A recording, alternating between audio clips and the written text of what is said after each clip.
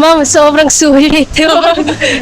Ay, nakakapagod po siya, pero dahil sa sobrang saya, tapos yung maliit talaga, parang yung energy ko po tumataas. Compared po siya sa Youth Cup, mas maliit po talaga siya.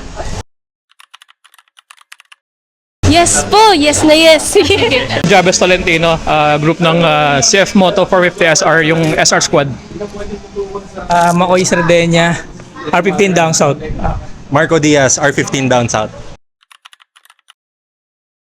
Sobrang solid, hindi ko na-expect na gano'n siya kalakas. Talagang good for racing talaga siya.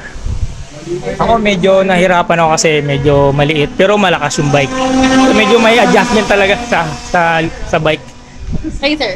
Great bike, little adjustment since medyo big guy, tapos small bike, pero no wonder ginagamit siya ng mga MotoGP riders.